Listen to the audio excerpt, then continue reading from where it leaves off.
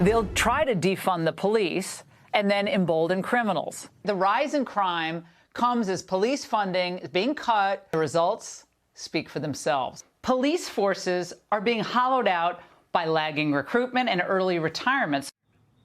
Well, the warning signs have been there for years. It only got worse after the Summer of Love and George Floyd, yet nothing has been done to fix the police recruiting crisis across the country. It's getting worse. In Pittsburgh, sometimes they don't even respond to 911 calls. Some of them are handled by a telephone unit, whatever that means, instead of having police physically go to the location. And in Houston, they just stopped investigating certain crimes. Houston police now say 264,000 criminal cases were never investigated, accounting for roughly 10% of all incident reports filed with HPD in the past 8 years. By the way, that includes 4,017 cases of alleged sexual assault. And in Austin, after $150 million was cut from its budget during the defund the police era, there are new warnings that the city is on the brink of disaster. Police are sounding the alarm. Homicide rates hitting new highs over the last 3 years as their force grapples with a staffing crisis.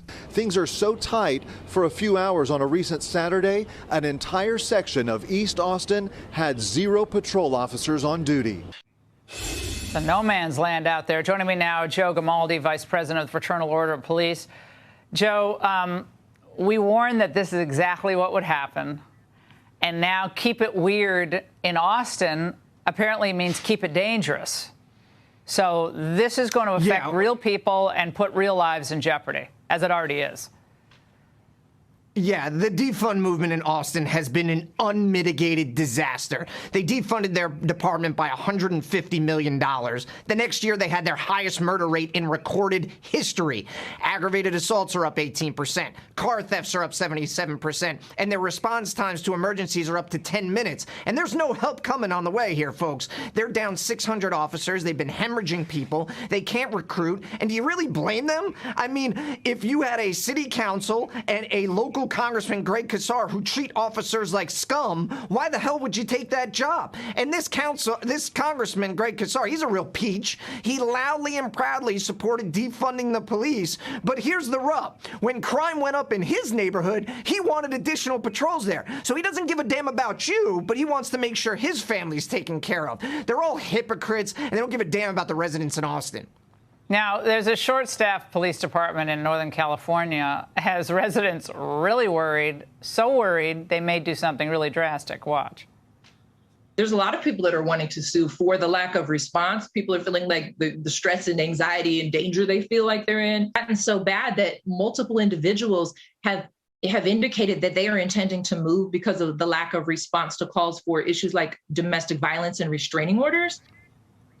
Joe, I mean, if people aren't going out to the gun range to get trained up, armed up, they're just trying to move to a place where they're actually safe and their family's safe. That's common sense, isn't it, at this point?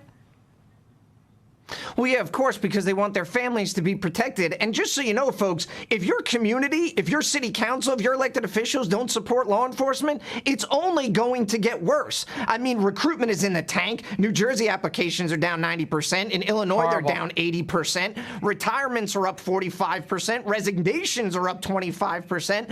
So you're going to continue to see the erosion of services. But you know where they're not having recruiting problems? Where you have communities that actually support police officers, that don't treat their officers like crap, who actually treat them fairly. So I would encourage residents, if you're not willing to arm yourself with a weapon to defend your home and your property, at least move to a community that's going to support law enforcement, because we'll be there to protect you. Yeah, that's what Ron DeSantis said in Florida. He said, move here. I mean, I went to the Daytona, I think it was the Daytona Police Academy. They have lots. I was at one of the recruiting events. It was amazing. There were so many young people. It was awesome. And people have to get that in their own communities. Joe, you have a lot of energy. I love it. Thank you.